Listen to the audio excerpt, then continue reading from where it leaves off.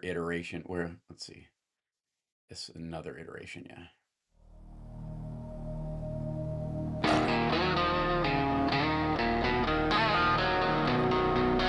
It plays it a lot better than I do. It added that little, that's mine.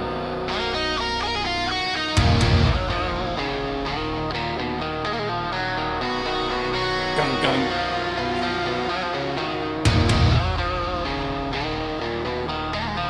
Thought this was appropriate for all the Christian stuff we're going to talk about today.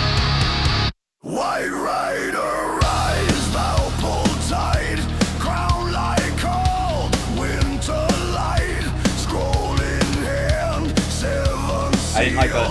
Every word cuts and heals. Red horse screams, hooves like drums, sword raised high, kingdoms come, peace unstitched by a single roar. I hear thunder at my door.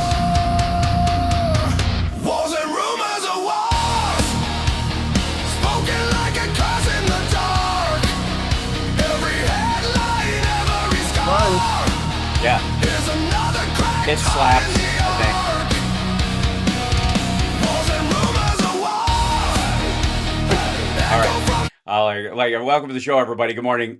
Johnny and I were talking about using AI as a song co-writer. So I was letting him listen to some of where I upload a riff that I have, and then it like oddly improves on it because broken finger, no movie good. And I forgot about the broken finger. oh yeah. I mean, it's fine. I still am very proud of my playing, considering. I remember it's on the there's a picture of your broken finger on the first 01 record. That's right. Yeah, because I broke it during it, and there's the X-ray of it is on the album. I'm like, you want to talk about some real stuff? My finger with 3 screws through it. One day Are I'm they gonna still in there, or was it just for it to set? No, they're still in there. Yeah. Yeah. I hope one day I'll take them out, but I'm gonna, I'm gonna wait until I get a cyber finger. They always show like all these dudes with like a cyber hand or a whole cyber. It's usually forearm forward that they, is the replacement, I guess.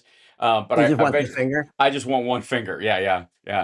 Or maybe the two. These look kind of cool, as a pair in the middle, so that if you throw the horns, it's all flesh. But if you do if you do the shark bites from Steve Martin, oh, the shark bites with his teeth in, and it keeps them pearly white. Everybody, all right. So, good morning, Johnny Million. Good morning, everybody in the chat room. We're about to start the show in just a moment. I've got to get on the YouTubes. Yeah, I advise it. Hello, Andrea and CSL. In the I just saw shark biting. Mark P and Mark C are up and around. I think we're. Are we? Let's see. 20 seconds, guys. Thank you. I have to throw the switch. I got to throw this. Oh, and I'm streaming today after the show. Streaming. I'm playing my Are you basing it today? Playing my Dayglow high vis guitar today. Oh yeah. Ladies and gentlemen, can I please have your attention? And I need all of you to stop what you're doing and listen. Now, live from Chicago, the Hal Sparks radio program Mega Worldwide. I have come here to chew bubblegum and kick ass. Hal Sparks, actor, comedian, and multimedia personality. And I'm all out of bubblegum. Hal Sparks. All right, let's do this. So, welcome to the show, everybody. The big story this week, beyond all things, is that not only is the leader of Israel fake, he's now completely AI. He's been replaced by a chat bot with, they finally figured out the finger mess, and so they haven't figured out how to make a cup of liquid not look fake, apparently. But this is, I'm showing this on the live stream right now, and if you haven't checked it out, if you're out there listening in Radio Land, I recommend going to your social mania site of choice, and which is what I'm now calling them because it's madness. And check out the Netanyahu video where he's in the coffee shop. And the story around this is that that's not really him. It's an AI video because there was stories about him being dead. And so to prove he wasn't dead, he went out to a coffee shop. And everybody seems to think that the the drink he is drinking, like the top of the liquid doesn't move enough, and it looks fake. And why would he be there? And it's a little chit chatty or what have you. So everybody believes it's fake. It's Netanyahu. It's an AI video, and that they would do this thing where like his ring comes and goes in the video, so people are spotting that.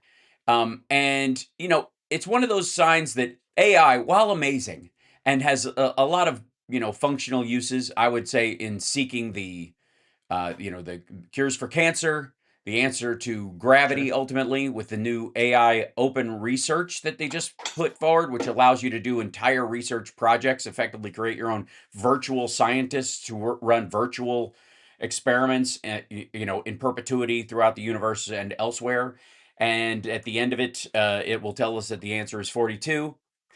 That on top of that, it still makes a lot of slop, and there's a lot of stuff it doesn't do very well. And you've got to, I think with anything, check your work would be the advice that we would Yeah. give.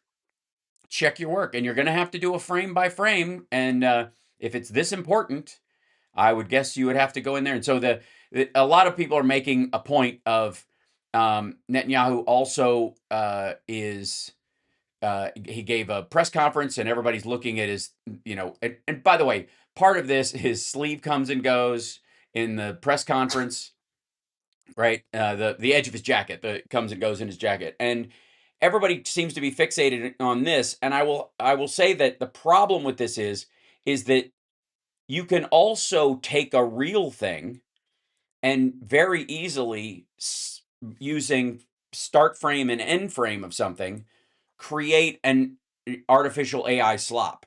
You can literally take that and you could tell one of the big AI models, hey, here's the start frame, here's the end frame of this, and I want, his thumb to disappear during this and come back. And Sure. it will look back Even to it. I'll even submit. It, let's say that he is a pile of ashes right now somewhere. Yeah. It's it's not going to stop Trump from doing what he's doing. Nope. Like you can't put that toothpaste back in the tube. It's over. Right. I mean, they're literally, in some of these cases, they're moving in on the fact that, I guess, they show that even Huckabee looks fake in the video, which is the best thing you can say for it. Like his hairline moves and his Yeah. head stretches, and it's pretty Ew, terrible. Well, they don't have access to the best models. America does. America has access to the best models, and all I saw that show, the best models. America's Best Models. America's Best Models. Yeah, that's not top models. It's just kind of like the runners up, Right, exactly. They're the Yeah. best. They're like supermodels with a zit or something, or one arm shorter than the other. It's like the outlet store of modeling. So again, this has been making the rounds, and the idea is that Netanyahu, his brother's dead, apparently killed in a missile blast, and the idea was that Netanyahu is also dead or wounded or what have you. There would be an argument to he's wounded and they're waiting till he is healed, and to show a brave face or what have you. In the same way, we haven't seen the leader of Iran since his leg was severed and he went to Russia to get, I don't know, a cyber leg put on or what have you, be fitted for an appendage and sent back, if that's indeed what's happening. Who can say? Um, but it is nice to see them scrambling to try and cover, and doing it so ham-handedly. What people don't recognize is that Donald Trump did the exact same thing last week. In the middle of the week, around Tuesday, Wednesday, they put out this American Dream, fixing things for homebuyers video that Donald Trump allegedly made from the Oval Office, and it is clearly AI modified, if not generated. There is a moment in the video where you can tell that they have either stitched together, like using the technique I've been talking about, which is start frame, end frame, to fix a word or a sentence or move two together. So you give the first frame of the last frame of the first cut, wherever you're getting out, and the first frame of the next cut, and then you mash them together. Not unlike, remember the old Michael Jackson black and white video? which yeah, used the morph effect, which when that came out, I remember, that was that was everywhere for a huge. while. Yeah, that was a big deal. And it's basically why we have Twilight the movie, because they're like, oh, we can do this on the cheap. We don't have to build giant Yeah, whatever air bladder outfits like the wolf in American Werewolf in London, which still stands out as amazing and fantastic, and it's the last time it was painful to turn into a monster, which I think is a mistake. I think maybe the Hulk makes a secondary exception. I think that's the only area where we've seen, when somebody turns into their whatever they turn into, it's painful. But this is this is a running thing right now all over social mania, and it's pretty easy to spot social that mania. I like now. that. Yeah, and the issue with it as well is this is the same thing we had with the picture of Jeffrey Epstein that was floating around for a little while, that everybody goes, it's AI created, because there's a Gemini logo in the bottom corner of the image. Now, Mm. I have a couple of issues with this. Johnny Million worked with me on this, and Here I am. yes, there you go. You take an image that you made with Mm. Gemini. You absolutely made a fake image. It is Mm. phone shaped. It is vertical, and then you crop it down to a square, and the watermark is gone.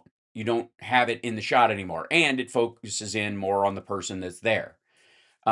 Anybody who would make Sure. one of those images and release it with the intent of fooling people would probably do that. It would probably crop in past the watermark. It's a common technique. It's fairly easy. It also can like reset the metadata because it is no longer the image that it was made in. It just looks like a brand new cropped image that was made in Photoshop or whatever, but it will have, Yeah. and you can also change the metadata to make it look like it came from an iPhone 15, and it doesn't matter. You can alter a bunch of that, especially at this level. So my response to that picture and everybody going, it's clearly AI because look at the watermark, either comes from someone was clearly joking and put it up and just to mess with people and left it there because they weren't serious about doing it, or it's a Right. real photo. And one of the ways that you hide that it's a real photo is release another version of it with the watermark on it, and just add the Yeah. watermark, the AI watermark, and suddenly there's a big debate online, and you've washed it. You've literally washed it Yeah. in the wave of AI confusion, and that is a technique that is relatively easy. I mean, it's the easiest thing to do. Placing that watermark on something. Watch for more people trying to get out of trouble that they're in by insisting something's AI and having their own people release a copy on a website Yeah. in India, that has that the watermark on it, and then just let it percolate up, boost it through bots, whatever, get it out there, and it will be a wash. Now there is another picture of them getting Netanyahu out of rubble, which like he was, he's either dead or wounded, and the like. Here's the problem I have with this whole thing is that on a couple of fronts, it is not inconceivable that in the middle of something like this, a world leader has a medical emergency and has a heart attack or some other thing, or is in hiding and just wants to pretend he's out and about because he's really in a bunker and he's trying to show the world that he's as brave as Zelensky. That kind of thing. I'm going to coffee shops. Iran's got nothing on us, even though they are bombing the city. They're using cluster munitions over Tel Aviv, for example, which arguably is a straight up war crime. Like, I would argue that targeting a girls' school, war crime. And that's why you'll hear this whole, we were hitting the base and our old maps told us blah, blah, blah, to get out of it, right? Yeah. That we clearly have a president who is in severe decline. Everything that he said about Biden is true of him 100 times over. And you don't have to ask me. Ask the grocery store. Potatoes and chicken. So over the Potatoes last, and chicken. yeah. Remember that whole thing that they would say about Biden about how he can't control the volume of his voice, like he just yells things kind of angrily. It just pops out of nowhere, and that's a sign of dementia. Tariffs. Okay. Tariffs. Right. That's another example. and it's nothing new, obviously, when it comes from Trump. Action replays in magnified version. There is, we are in a clear. Ooh, that sounds like the beginning of iambic pentameter. It is. That is right. Well, compared to what he normally sounds like, it's downright Shakespearean. Let's take a break. When we come back. Yeah. My lord, we have action replays in magnified version for thy pleasure in this magnified notion. We're going to be right back after this. It's the House Sparks Radio program, Mega Worldwide. 100% real. And with Johnny Million is not CGI as far as I know. We'll be back.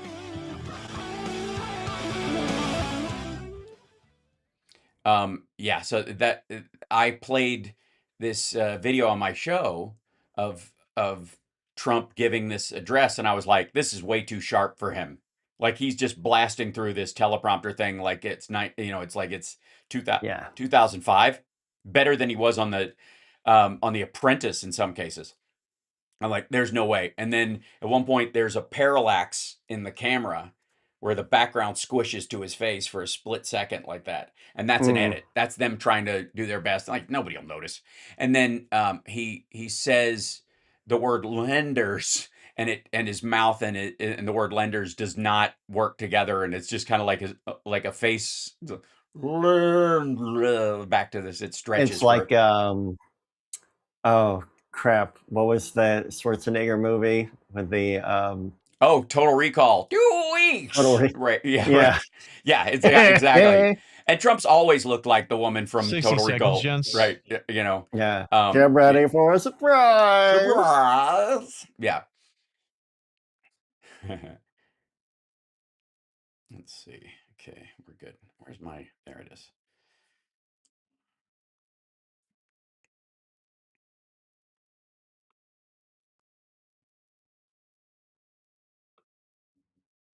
The irony. It's irony. It's you tyranny. Heard me. Yes. So the White House released I'll tell you this in a second. This is why this is germane to the current conversation beyond the world that we, live in, and the phony baloney nature of that Trump would create fake news is hilarious. Like it's of course, like everything's like just go straight from lies to like manufactured media. 10 seconds. Thank you. There you go. And hi, chat room. Hit that like, share the show, etc., etc., etc. Now back to Hal Sparks on Chicago's Progressive Talk, WCPT. Now, what's particularly ironic about this, beyond Trump's fake news, everything's fake news, it's all fake news, that he would manufacture media to cover for the fact that he's incapable of reading from a teleprompter without sounding like someone is hitting him with a piece of plywood, in the back of the head between every word. And I have said for a long time that his vision is by and large going as well, and he refuses to wear glasses because he thinks it makes him look weak. So there's only a single. Right. That's right. You look more manly by the day. I'm just saying. That's right, baby. I have I'm sure I have some. Well, and makeup and makeup and a comb over, I think, make you look weak. So yeah, exactly. I think wearing glasses can be cool. Those are neat. Yeah. So in particular, in this one, these are not CGI. They're really on my face. Other people will They're wear Nazi CGI? No, that's right. That's if you use Grok. Is that what that is? Yeah, not CGI. Not CGI, right? Yeah. Sense. So I can't read with these on because they're so dark. Did you just say you couldn't breathe with those on? I can't breathe with these things on. Read. Oh, so sure, anyways, so the irony in particular of the video coming out this week of both Netanyahu, that's clearly AI or AI modified or what have you, and also Trump's AI avatar going, trying to say lender, and his face morphs, is that the White House released their AI regulation framework. You'll recall that they said, we're going to pass this law that says states can't have their own individual regulations, right? We don't want 50 different rules for an industry, so we're going to establish it. And by the way, this goes against the generalized idea of what the Republicans have always said about states' rights and the like, and the federal government needs to be hands off, and if it's not directly the purview of the federal government. It should be left up to the states, unless, of course, it's an industry that they all have investments in. Like clean water, for example, they want to lower the clean water standards on a federal level, so that states can pollute the crap out of them if they just decide they want a new oil rig close to a elementary school, that kind of stuff. Like they'll scrap that if they, you need a federal standard for, welfare fraud, but you don't want federal standards for it because you want to do it block grants so that states can use the money for, welfare funding, or, SNAP, or, school kids getting lunches and the like. They want to just give them a block of money. They'll do what they want with it. And they always use it to plug a hole in their local budget that comes from tax breaks that they give to the biggest businesses in their states. Right. So, standard doublespeak from Republicans. But these are the White House AI regulation framework guidelines that they want to turn into a piece of legislation eventually, which means they want to slow walk this as long as possible until the ship has sailed and none of this is the cat's out of the bag, right? It's all on so many of these areas, it is already too late, but we'll go through it. 1, protecting children and empowering parents. That's our primary. The core idea: AI platforms must be safer for minors with strong parental controls and limits on data use. Okay, this is a UI thing. This has nothing to do with the AI model itself. This is, and most of them do it already, but they certainly picked up on it with the Claude boys, and they, it's sort of the equivalent of like porn sites, like click this if you're 21 and older, and then you click it and you're 21. Congratulations, happy birthday. It's not really a limit, right? And it's just there is a fundamental form of regulation that Republicans are for, that are that seem like they're, doing the right thing, but are really so porous that anything can go through it. Whereas they're or it's absolutely control your kid. We will lock you down. We will, we'll right, unless they shoot up a school and like, you want to charge the parents for giving a kid that's on, right, or unless somebody needs an abortion and you want to charge that person with murder. We're saving the children. Exactly. Yeah. And in this particular case, there was one thing that Republicans reacted to very strongly at one point, and then they shut up about. And that was, every new car has to have a check your back seat sensor on it. That if it's capable of having kind of sensors in the car, check your back seat before you leave. Right. This is so you don't leave your kid in a hot car. This was, that's the whole point of this. Now, is that for parents who will, who forget randomly? No, it's because one of the ways that people who cook their kids in a hot car on purpose got away with it is, I was so tired from work and I just forgot, and then I ran out, and oh my God, when they really murdered their kid. And the way you eliminate that excuse, because it's technically, that's within the realm of reasonable doubt. They can make a case that they were so exhausted and, they had a massive headache and they were carrying stuff in the car and they thought they brought the kid in, and da-da-da. And this has happened maybe half a dozen times in the last 2 decades. And so to eliminate that as an excuse, that little check your back seat thing, which is one of the triggers that says put your seatbelt on in the front seat of the car, oftentimes must apply to the back seat. And it was a regulation that was put forward. And the Republicans went after this whole, like, that's just stupid. They have to tell people. Now my car has to tell me to check my back seat. And then they realized, oh, this is not about that. This is about eliminating that reasonable doubt from somebody who might try this in the future for all cars going forward. Yeah.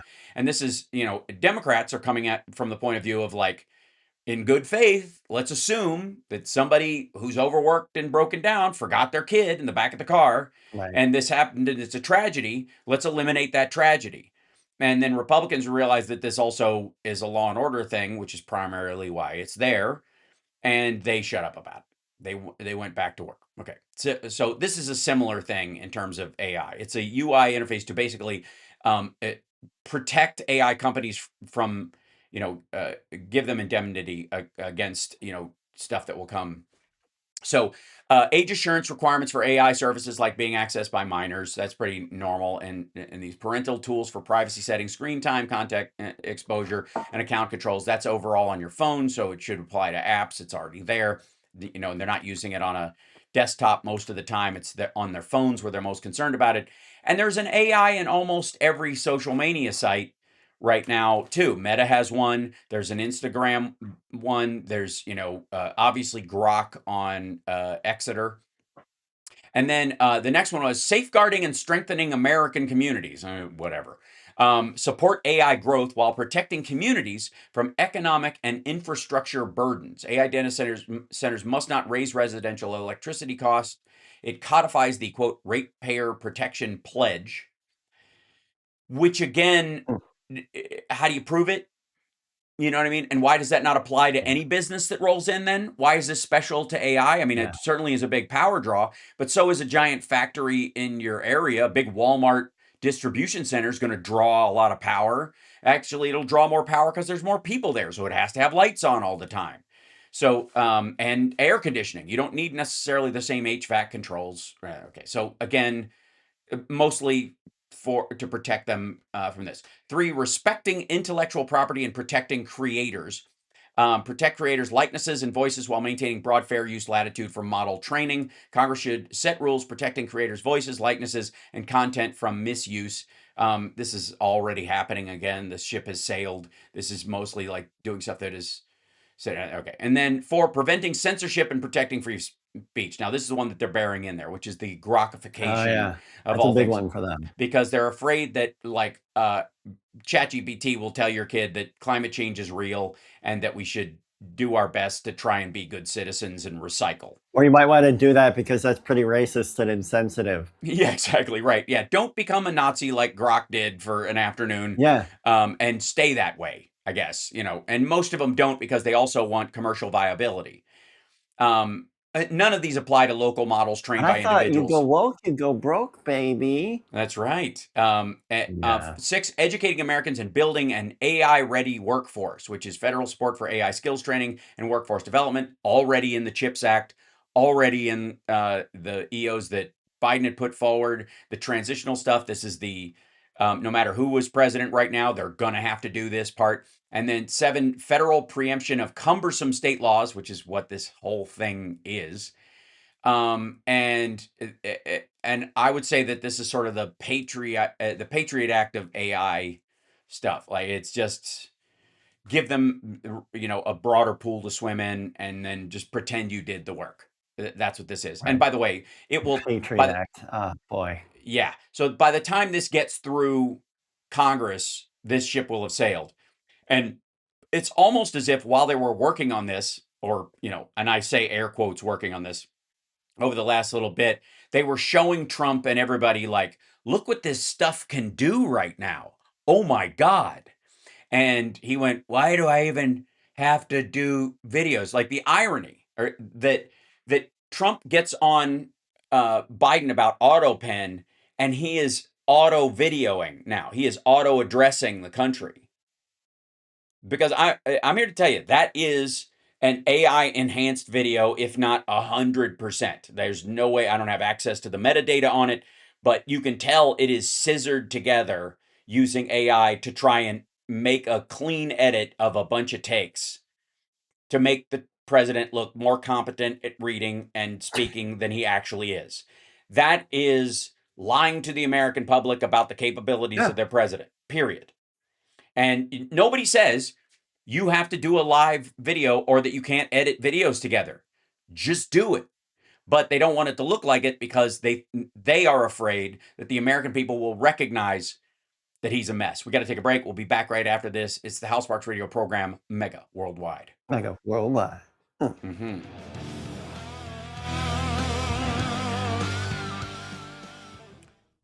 So yeah. So I misjudged the timeline on how long it would take to have AI leadership in the country. Oh. Yeah, I blame myself. Open this up. Show reader. Okay, never mind. I guess not. Hate this. Hide distracting items. There we go. 60 seconds. Thank you.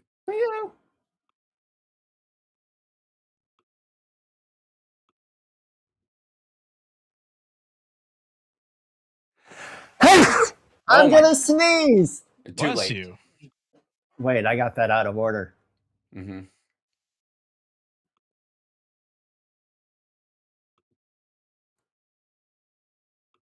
I should have gone. I'm gonna and then sneeze Oh, dear Lord, like that. bless us Did you and say keep dear us. leader? I said, "Dear Lord, bless us and keep us," and then I ran it all together into Dear one word. leader, dear Dear leader, leader, bless us. dear, that's right. Bless us and keep us. Oh Lord, Kim Jong. Um,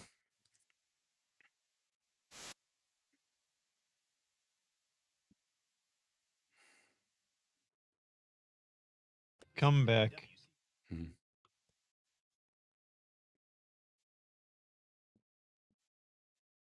hmm. This is Tom Hartman, and you're listening to the Hal Sparks radio program, Mega Worldwide, on Chicago's Progressive Talk, WCPT. Okay, Johnny Million, pop quiz, hotshot. Okay. Who was president when Jeffrey Epstein was arrested, put in jail, and allegedly died in jail? What? Yeah, I'll give you a think on this one. This is this is for the big money. This is for the flash round. Johnny Million. For the big bucks, a brand new used 1982 Pinto modified with trucker wheels and a blower, and a rubber band holding the hatch down. A prize You bought me possession at enough any car time show. to Google this, Okay, good. All right, let's see if you but can. I'm not going to Google it because I do think it was during Trump's first term. That's right. Hey, congratulations. Woo! That's right. Got nervous. And so the idea that this would be during a time when Jeffrey Epstein transferred somewhere in the order of $1.2 billion to or through Russia, which obviously has been a place where money has flown to Deutsche Bank, which went into backing Trump's loans to keep him afloat, giving him moves around because he's a great businessman and he knows what he's doing and he knows how to make deals, especially with people who are also murderers, but we kill people too, right? Yeah, we do. There, it's hard to create a real like list of the on a 1 to 10 kind of level, the most important of the kind of cover-uppy, skeevy things that happened during that arrest and the raids and the fact that they never went to Zorro Ranch, which is super hinky, like Really weird. and one of the main reasons was the idea that Trump has been to the West Palm Beach house, he's been to the house in New York, but he's never been to Zorro Ranch, perhaps. And so, why go there and shred things? Because this is how dumb people think, I suppose. Well, it turns out, according to a new report, that, and this will shock a total of 0 people, that Trump's DOJ shredded huge piles of documents after Epstein passed away into the Great Escape Tunnel. Weird. After the Epstein Shawshanking, which was like it's like I've now I think we should refer to it as sort of like executive Shawshanking. Like instead of having to crawl through a tunnel of excrement, he was picked up and wheeled out on. Shawshank. Yeah, he paid for the upgrade. He upgraded to first class Shawshanking, right? Less than a week after disgraced financier Jeffrey Epstein was found dead in a New York jail, the Justice Department under the first Trump administration shredded huge amounts of paperwork. A Bureau of Prisons After Actions team went through the jail and shredded the files, according to a report drafted by an FBI official whose name has been redacted. The document is part of the tranche of files released by the Department of Justice earlier this year. Redacted, quote, has never seen this amount of bags of shredded documents coming out to be put in the dumpster at the rear gate of the MCC. Oh my. Last week, Epstein, quote, hung himself, and there is an ongoing investigation. There was a BOP, Bureau of Prisons, After Actions team that came, and they were supposed to review what happened. This is from the actual report. Blank is a federal corrections officer reporting misconduct. He works in MCC, New York. This is at the time. Metropolitan Correction Center in 150 Park Row, New York, Federal Bureau of Prisons. He has never seen this amount of shredded documents coming out, he or she, I guess, coming out of to be put in the dumpster at the rear gate of the MCC. Last week, Epstein hung himself, and there is an ongoing investigation. There was a BOP after actions team that is, I don't know, whatever. And they are supposed to review what happened. Redacted, blank. There was an inmate named Redacted. He is a blank worker, blank, blank. Another inmate who works back there who helped blank is blank from the same unit. They had prisoners help do this. They do like work inside the prison. They're given work permission, therefore they can work for snacks in the canteen. He helped blank throw the bags of shredded documents into the dumpster. Blank was bringing back bags of shredded papers, around 4 or 5 bags, and Caller brought them into the gate to throw into the dumpster. Blank told Caller I that guess what do you do with that after? Right. Told the Caller that the after-action team is shredding huge amounts of paperwork. The report also indicated that at least one inmate was used to help. They break this down. The Caller found its suspicion that an after-action team charged with investigating would be shredding huge amounts of paperwork with all the officials from the AIG, FBI, and Bureau of Prisons in the building in the middle of an investigation. Now, I don't think so, because it was Trump's BOP, Trump's AIG, and Trump's FBI that were sent in there. And if you get a national security order on this, you do it, because there could be another reason why this has to happen, right? Need to know, as it were. And if it's done under national security, which is Trump's kind of envelope and how the SCOTUS gave him a break on anything, all he has to do is have the opinion. He has to feel it in his bones, for example, that it's a national security interest. Then he can basically do anything. And the document noted the dumpster was being picked up that Monday and said, if anyone cares about what was shredded, it needs to be picked up before Monday at 8 a.m. So he was trying to warn everybody, like, if you want to know what's in this shredded stuff, you guys should go pick up these bags. Yeah. It needs to be picked up. It stated that one of the staff employees said, this isn't the first time I've had to do things like this. Thursday was the first report of shredding by blank, and blank reiterated that inmate blank witnessed the shredding, not somebody else. This in and of itself is a shock to a total of no one. But stack this with, we've released all the documents, there is nothing to see here, nothing to look at. And the idea that during this time you wouldn't take extra care in your shredding. And I believe they did. I think they took extra care in making sure that some of the stuff was shredded. But in a situation like this, where guards were supposedly asleep, where they were supposedly online, where a high value friend of the president was incarcerated at this place, and he did himself in, and I guess a bunch of cardboard boxes with an Epstein printout on on the smaller box as his head was shipped out to confuse the reporters. Remember the fake body story that we rolled one out the front so they wouldn't see him taken out the back, which again speaks to, people saw a body. People saw, again, they were bagging him part of the time, but they removed the bag enough when they were lifting him up for people to take a picture of the side of his face, which was somehow not covered because he'd been dead for a couple of hours, which is very bizarre. And again, why do you bag a dead body that's been dead for a few hours? You don't. I love this riddle. Yeah, it's amazing. So this speaks to the fact that the body that went out the front that everybody saw was not the body that went out the back that nobody saw.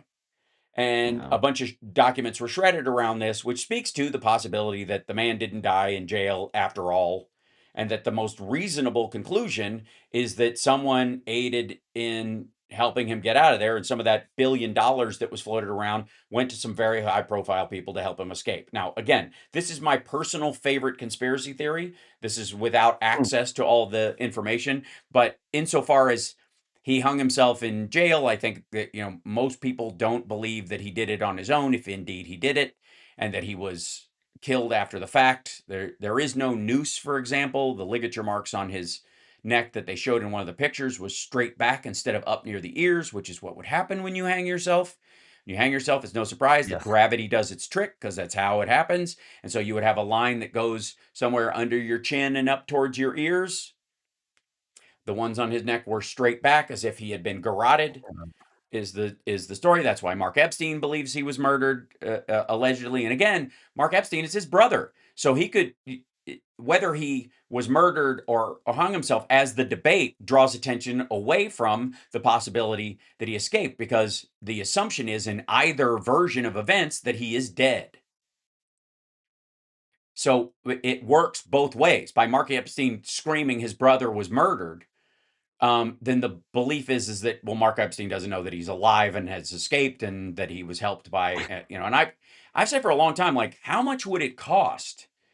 Let's pull the old 9/11 conspiracy thing, that was an inside job, and that Dick Cheney intentionally, ordered military exercises to draw airplanes away that could have shot down 93 and all that if it actually happened, so that And only tell incels about it. Right. Yes, that's true. They all get they all, because they only subscribe to the magazine and online. See what I did there? So let's take that idea, that there was another version of events, which is uh, the sort of accidental useful idiot situation, which is everybody below that order is doing what they're told to do completely innocently. Oh, okay, we're doing exercises today. You don't need everybody bought in on it. You only need a few people bought in, and if you have the mechanisms to make certain things happen.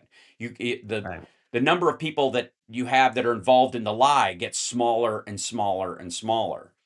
And in this particular instance, Johnny Million, one more question for you. How much do you think it would cost to bribe, cajole, arrange for compromise, the many mechanisms available to a person in power, or a person who does these kind of things, black ops, as it were? How much money would it cost to pay off the people involved? Maximum. What's the top end of that all amount of them? Of money? All together? Everybody involved. But a couple of FBI people, maybe $3.4 billion. 3.4 billion. Is that your final answer? It is. Are you Glenn Becking me? It would. It wouldn't cost more than $100 million. I mean, if you got less than 100 people involved, you got 10 people, and you're gathering compromise on people, those people are basically free.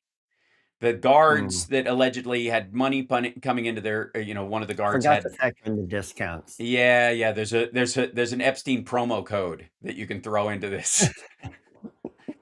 So I gotta say, like, it's certainly way less than $1 billion, and that covers the plane leaving, the shuffling him, out of the building out the back while he's still alive. Am I saying this is what happened? I have no way of knowing. I can't know it. And that's the problem with a lot of this stuff. And so when I hear the noise around, the sort of status quo thinking versus the primary conspiracy theory, they both serve Donald Trump. Guy's dead, it's over. Are we still talking about this guy? Because if you keep talking about him, and then somebody takes a picture of him in Israel walking around, and you have to throw a watermark on it to hide him, you see what I mean? Yeah. This gets hinkier and hinkier as the days go by. And we discovered, of course, that one of the prison guards had these weird payments of $5,000 going into her account in the weeks leading up to Epstein's air quotes death.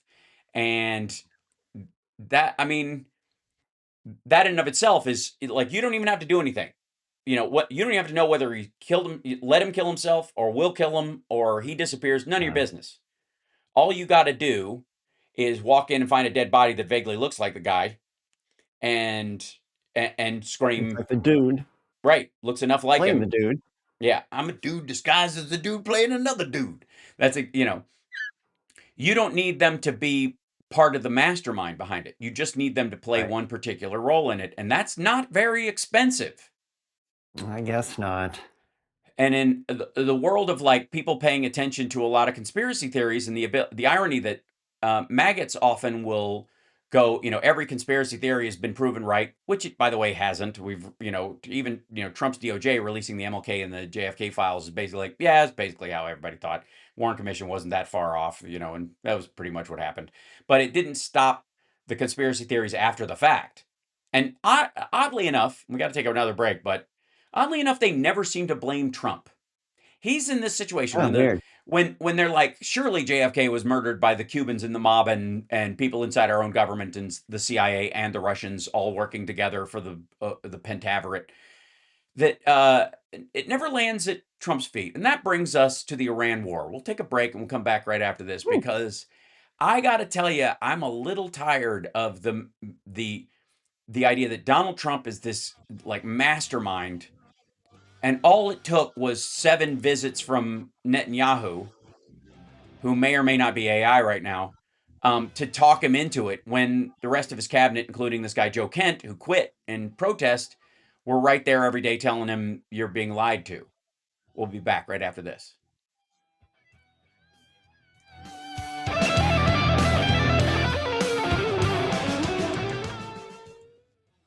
Mm-hmm.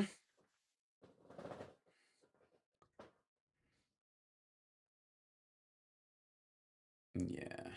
I gotta pay. I gotta pay. It's my I Forrest Gump. gotta pay. I gotta pay. All right, that's fine. Good luck and Godspeed. Hi, chat room. Hi, everybody. I want to bring you guys in here. Hold on. Whoops. Huh, that's funny. What in the world? Okay. Hi guys. Hit the like, share the show. Okay. Johnny will be back after he pays. I believe he said he got to pee.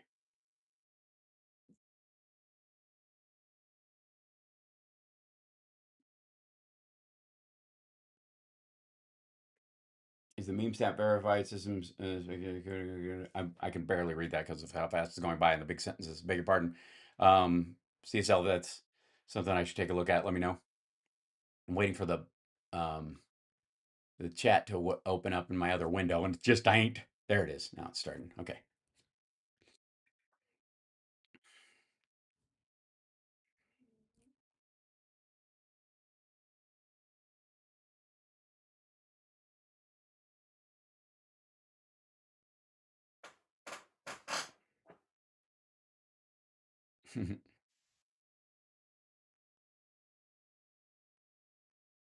Donde está el casa de Pepe? This is Damian Perdue of Think Theory Radio, Saturdays at 6 p.m. You're listening to Hal Sparks' radio program, Mega Worldwide. Welcome back to the show. So, chat room, I really have to ask you guys, and of course, in the next hour, Philip Bittner will be joining us from Kyiv, and he's very aware of the sort of Russian active and passive measures messing with the available. There's Johnny's back. The available information that we have, because if destabilization is your goal, if the idea is that it's not that they want America to turn towards them, because you could kind of do that by, faux diplomatic relations and a well-meaning president. Let's say Obama or Biden or even Clinton. You could go, we're operating in good faith because that's how we operate. So we'll act as if, at least during these negotiations, how we got an actual Iran deal.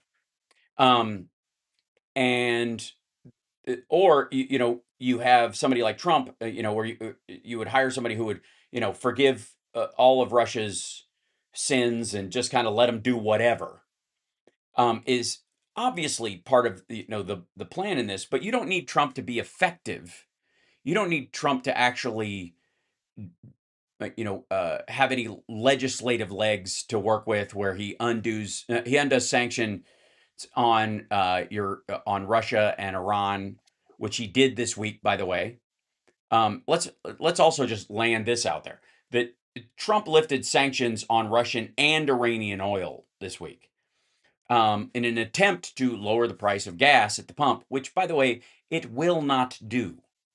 The only way they could do it, because there is no extra production in Iran, is to allow the boats that are already out there to sell to the highest bidder. The problem is who are they paying? Like, one of the questions about I get the Russian ships, right? Because they're going to pay Russia, but who's cashing the checks in Iran right now? How are these countries paying for these boats full of oil?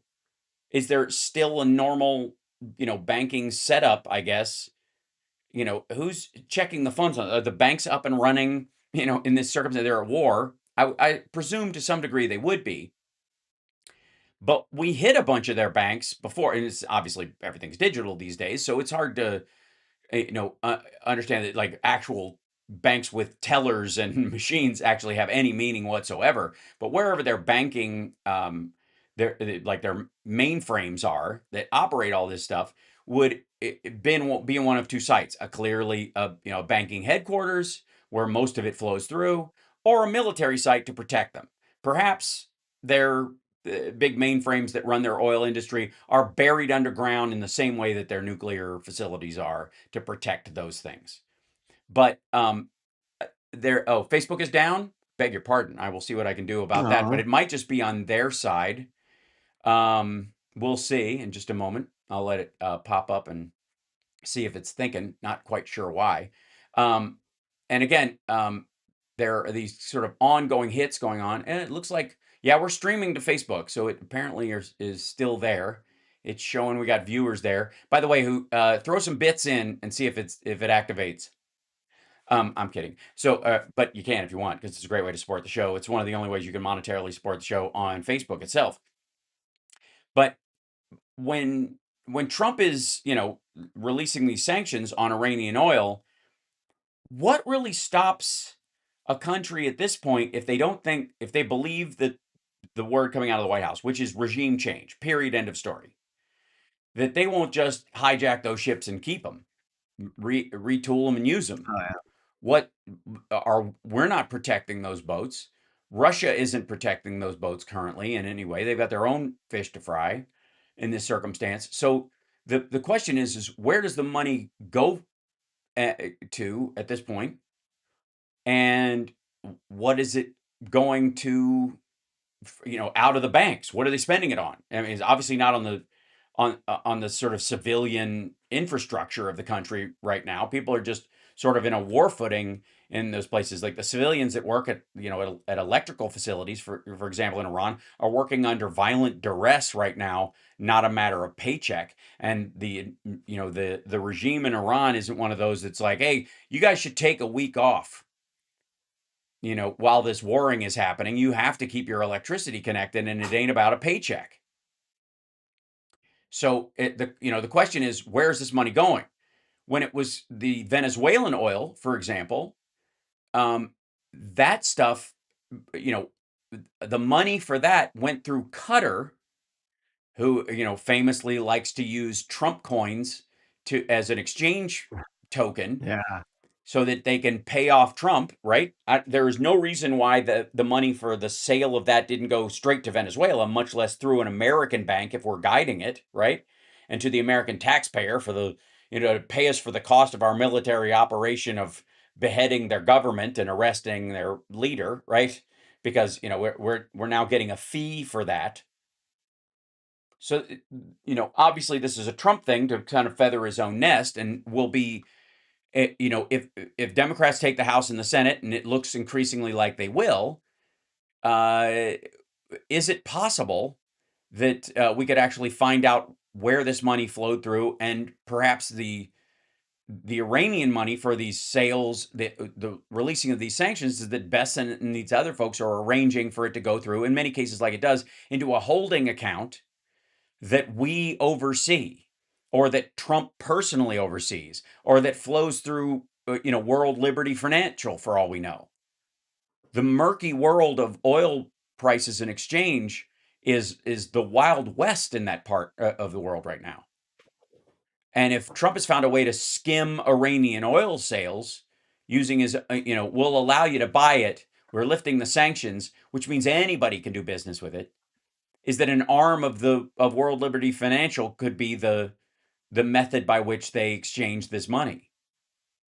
Do I know that's happening? No.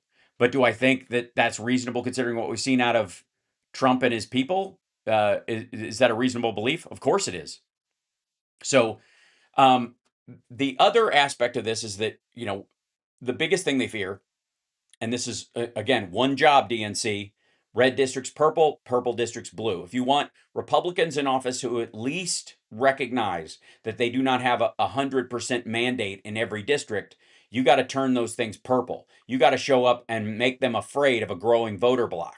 And so if you're a Democrat in a red area, you must go forward and vote for a Democrat in this area so that the Republican who's in office looks at the numbers of the people showing up to vote and goes, "Oops, I got to start talking to these people. I got to start representing these people, or the shift is going to happen." And if it happens this year, if Democrats show up and they vote this year in the numbers that exist in red districts, then the Republican that gets elected, unless they're a psychotic maggot, which will happen in some cases, but the RNC in that area, the people who dole out the money in the next election cycle, and this particularly affects the House, will have to go, the way we're behaving with our very maggot heavy bench in these areas will not fly going forward. It is not a popular way to go. We're electing a cult that will eventually attack us, because it currently is. So we got a reason for doing it even within our own party. But also, the district itself is giving us a warning sign that it is not all in on Donald Trump's wars of choice, his potatoes and chicken. They are not comfortable with what we're doing, and so we got to act as if Potatoes and chicken. so. Yes, and this will impact everyone. I want to, the other factor that they have is that Republicans are desperate to pass. They tried with gerrymandering and by and large failed. And the next arm that they have is the Save America Act, the SAVE Act, which they are fighting to pass, which, for the record, will not go into effect until 2027. It will not affect this year's election at all. And maggots are going to freak out when they find that out when it passes. It is not an emergency provision. It follows the same mechanics of any law. But what is it for this year? Reassuring maggots that their vote will count to try and get them out, to motivate them to vote. Because if you believe the elections can be stolen and are stolen, and especially in a blue district, they are trying to turn them purple the other direction. They're trying to do what I'm telling Democrats to do the other direction. Show up and give Trump an excuse, for why he has an actual mandate if they do indeed cheat themselves. So the biggest problem they have, and I've said this, till I'm blue in the face, is the real ID issue. Maggots, by and large, have this fear of demons idea, and that Satan wants, you can't buy and sell except with his mark. And to them, it's not the number 666 behind the ear of a pale kid with brown hair born in Manhattan that rises up to be the Antichrist. It's QR codes and UPC symbols and needing a magnetic stripe they can't possibly understand on the back of their driver's license or on their credit card. That just seems like if you don't have their mark and you're not okay with the evil system, you can't buy or sell anything. And that has kept them, we got to take a break and we'll come back with Phil. That has kept them from getting real IDs. And if you need one to vote this year, they're in a heap of trouble. It's the House Sparks Radio program, Mega Worldwide. You can indeed. We'll be right back after this message.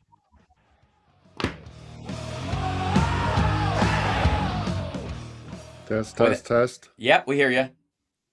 We hear you. Thumbs up. Can you see us, Phil? Hello. We hear you. Okay, you can hear me, but I can't hear you. Yep. Okay, we're sending you audio, so it's normal. So it's on. Well, why am I even talking to him? I don't even know what I'm talking. We are doing at our best to make sure. Right. I got to be able to I should be able to type things on screen. We do have that little side chat, but do you even see that on your side? The little chat inside the eCam. No. It should show up in there. Let's open this window. Okay, whoops. Well, I see there's guest chat. Yes, that would be it. Yeah. eCam live. Okay, open my window, and then. Still not hearing you. Okay. Hello.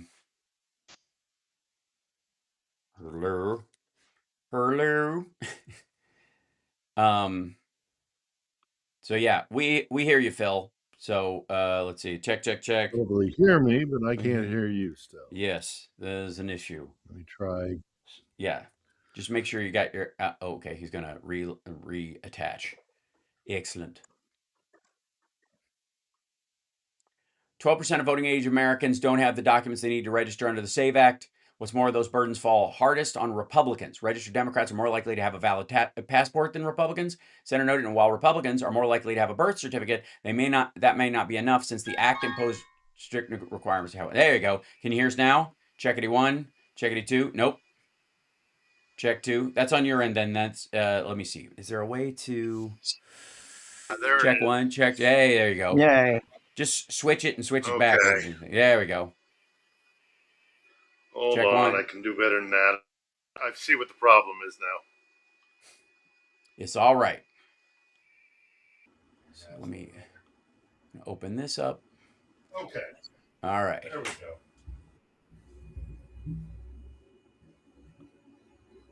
Okay. Let's bring this in. You should be hearing me fine. We do. We hear you just fine. Can you hear us? Good. Yeah.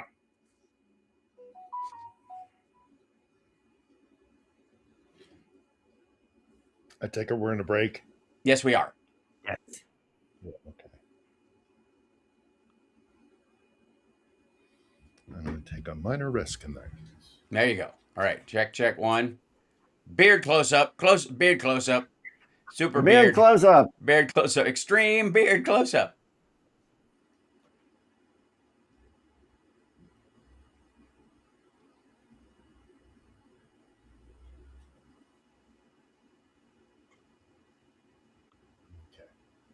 Mm-hmm.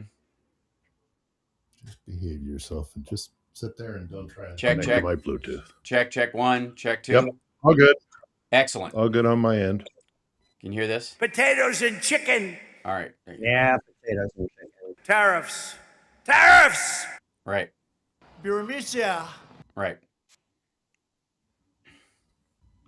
The Burmese executives. So this Burmese, they say, pronounce it Burmese. No, nobody ever said that. Not a single person ever said that. No one ever said. Stand by, we're coming back. He calls it Burmisma as well at one point, which is fairly He calls it whatever. Yeah, he calls it whatever. Yeah. To me, Corona means Italy. You're listening to the Hal Sparks radio program, Mega Worldwide. I've had people walk out on me before, but not when I was being so charming. Video streaming at halsparks.com. I don't care for you or for the putrid sludge you're troweling out. Damn puss-faced little pimp stick. True progressive talk. Might be a good time for you guys to give up. It's been a big week, if I may, and let me join in right now our dear friend Philip Ittner, who's joining us from Kyiv. He's got power right now, yes? Mm-hmm. Excellent. For now. Glad to hear it. So it's been a big week for American-Russian negotiations around Kyiv in around Ukraine, in which there are none. And that, according to the Ukrainians, it was all the peace talks were a sham from the start, and now they're permanently on hold. Trump seems to keep thinking we're talking to everybody, but he doesn't have enough of a team. Obviously, his team can't be everywhere at once, and supposedly they're talking to the Iranians. They're still talking about Israel and Gaza at this point. They're still negotiating the 20-point plan that's in its phase 1 of phase 2 of whatever. But in the last negotiations, the Russian side was allegedly adhering to what were called the Istanbul the principles, where they were set. This was the framework that they were trying to build towards in the meeting in Turkey, I suppose. And according to a report by Russian state news agency TASS, Peskov has explicitly said that Moscow no longer adheres to the Istanbul principles, adding they do not reflect the situation. Reality has changed. Okay, the reality has changed is that nobody bought it in the first place, and this is just stupid. What say you, Philip Ittner, and what's the current state of things in Ukraine right now? And then I also want to, I'm sure we got questions from our chat room for you, and Johnny Million will farm them for us. But also your take on some of the stuff that's going on in Iran. But let's start with that whole, like, it was a sham from the start, these negotiations. Well, yeah, because it was a sham from the Russians don't want peace. Mm-hmm. They it's bad for business. Yeah, they're stuck. The Kremlin is stuck between a rock and a hard place. It can't stop the war and it can't win the war. So it just has to keep grinding through min Gee, and that sounds material familiar. cash. Yeah. Yeah, they're stuck in it. And they also still think they can win. And they also think that they can outlast the West, and that they see America. I mean, hell, if the only successful diplomatic achievements that have been made with Moscow in the last 2 weeks is that they've lifted some sanctions so that they can deal with the flow of oil that's being stopped in the Gulf. So, start Right. selling Russian oil again, and then they buy weapons, and then, and all the rest of it, and the war continues. Mhm. They hope that they can outlast the West. They hope that they can beat down the Ukrainians. They can't stop because they have a mobilized force of hundreds of thousands of men who will be returning to destitute homes when they get back with no job prospects and nothing for them to do, Right. and with PTSD and all the rest of it. And they can't, Putin, and it will be a loss. It'll be a catastrophic loss Right. to have spent over a million. What was it? What's the number now? 1.3 million. 1.5? Yeah. A million casualties, something like that. I haven't looked it up, but And it's well north of a million casualties. Mhm. For what? For Mhm. for inches on a map. It absolutely catastrophic for Russia. And Putin would have to deal with that. And there's lots of weird things going on in Moscow physically within the capital. They're controlling mobile communications, so you can't use Telegram and yep. well, yeah, you can't use anything on your Right. phone that's connected to the internet, and so you're just completely dark. And that's very strange and suspicious. Lots more interior forces have been seen on the streets of Moscow. Doesn't necessarily mean anything, but sending a message of, hey, don't think about getting don't think about taking the streets, because what we can do. Right. So if whatever development comes along, they want to send the message to the people of Moscow. Right. We can silence you so you cannot organize. I mean, that's what Navalny did. Navalny, back in the when Navalny rose to prominence in Russia, one of the biggest weapons he had was being able to get on these social media apps and organize. And the Kremlin learned from that. And so now they're silencing Moscow and Petersburg, and more forces on the line. And no, the Russians have no intention of stopping this war anytime soon. As a matter of fact, they're trying to hunker down for the long term. And we'll see. Meanwhile, here in Ukraine, we've gotten through the winter with our electrical grid more or less intact. Lots of damage to it, but more or less intact. I myself was affected by it because it blew some of the circuitry and the circuit boards in my office, which is why we haven't been producing the show, because we need to get an electrician in to fix it. And as you can imagine, they're in high demand right now. So, but we did survive the winter. Spring has come. We made it through. They threw a whole bunch of drones at us last night. They were repelled. And then there's some progress being made in the southeast, by Ukrainians, because again, going back to Moscow's decision to shut off encrypted or semi-encrypted communications applications like Telegram, they've actually tied their soldiers, one of their arms behind their back, because the soldiers have been using the semi-encrypted aspect of Telegram to be able to do things like targeting and communication about enemy troop movements or logistical movements to link up with another unit. All of these things have been badly damaged. Starlink, to my knowledge, is still pretty much offline in Russian-held territories of Ukraine. So the Ukrainians are taking advantage of it. They're making advances on the battle line, but they still but they still know who they trust and who they don't trust, and they don't trust Donald Trump. They just happen to know that Donald Trump is very soon going to need some of their skill set.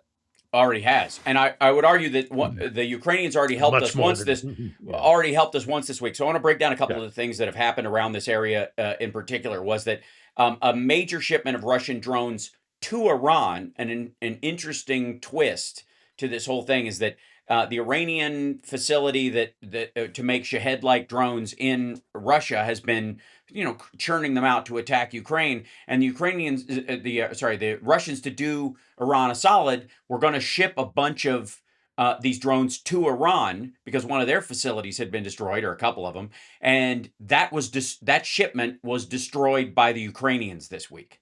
Those drones that were bound for Iran were destroyed by the Ukrainians. They have already done us a solid. Meanwhile, again, Vladimir Putin helping them to target, and everybody's saying that this is the blackmail point, that he's going to help them spot where our soldiers are and whatnot, as if the Iranians have a precision level of attack at this point, or ever did, where that would matter a whole lot. Except in the area that our Marines are approaching, might try to take Karg Island, and while they're on the ground, Russia might be able to spot them and hand that information over. We have countermeasures for that, and I'm sure we will be using them because, there isn't a difference between the quality of technology that the Russians have, and the Iranians have to some degree in terms of OSINT. Not anymore, right? And so because of the Ukrainians, thank God. Okay, so this is the other thing. They destroyed that shipment. The Ukrainians took down the Russians' most expensive attack helicopter was destroyed. I'll look up the memory, which is a big deal. The Alligator, the KA 25, I believe. 25, yeah, something like that. Yeah. Or the Alligator. Yeah. And then, largely by Ukrainians, FPV drones, which again, it points to this idea that something you can slap together in a garage can take down the most expensive helicopter that the Russians have. Again, in any other circumstance, a major blow to any fighting force. If that happened to America or that happened to China, it would be news within the country, to the extent that the Chinese would allow it, I suppose. It would turn the tide of the war in the United States if a you got to get ready for it. I know, because that's coming. Because it's coming. Yeah, it's not. It's a win. Yeah, it's not. Is it going to happen? It's going to happen. Yeah, exactly. And if we put 2,500 Marines on Karg Island, which is an idiotic idea, but let's say they go ahead and do that because idiots are. They're going to learn what they're going to learn what the residents of Kherson learn on a daily basis. Mm-hmm. Drones aren't like missiles or artillery or other indirect fire systems. Yeah, and we better learn that real quick. Drones are things that can chase you down into your bunker. Drones are things that can fly into your office. You fly into your barracks, and they can hang around until there's a target. And if they can avoid, the countermeasures, and or they can do Wolfpack stuff. They can have one drone chase you down one part of your base, and another drone coming around the Quonset hut the other direction, and then you're screwed. Mm-hmm. We better have no exit. We need to listen to the Ukrainians more. Yes, the Ukrainians have been doing us a solid, but because the military under Hegseth and the administration have this real resentment and hatred for all things Ukrainian, especially Zelensky, there's a big question in my mind as to whether or not they're going to listen to him. Well, cut off their nose to spite their face, right? Yeah, and as somebody who's going into the 5th year of a drone war, and I mean, how many episodes of On the Edge have we done about drones? It is it has changed war forever. Mm-hmm. And if we don't listen to the guys who know how to do it the best in the world, I mean, the single best drone armed force in the world is the Ukrainian armed forces. Mm-hmm. The Russians closely behind, but nobody comes even close to the Ukrainians. Let's take a break. When we come back, I want to talk about the fact that that the Trump administration, while still kind of wagging their finger at Ukraine about trying to play to their base about this, is clearly behind the scenes, trying to integrate some of the technology and are talking to the Ukrainians. And so since they can't overtly give Ukraine stuff in exchange for this, they might be doing it covertly. I believe almost everything Trump is doing is covert now because everything is for show. So he can't go back on his promises if in terms of what he's promised the maggots in Ukraine and the story that he told them without looking, absurd. But I want to talk to you also about how the Russians are handling this on the other side, because they, again, are Iran's primary big brother in this circumstance. And they just no longer have the ability to back them up, and the Iranians kind of know this as well. And this plays back straight into that PNAC plan. We'll take a break. We'll come back right after this. It's the House Sparks Radio program, Mega Worldwide, with our dear friend Philip Bittner, who's got a show called On the Edge when you can crank it out, and of course Johnny Million, who will be live streaming after today's show. So we're going to raid him at his Twitch channel and his YouTube channel afterwards. So for people who need a break from the fire hose of news, we'll be back right after this. Yes, that's me. Mm-hmm.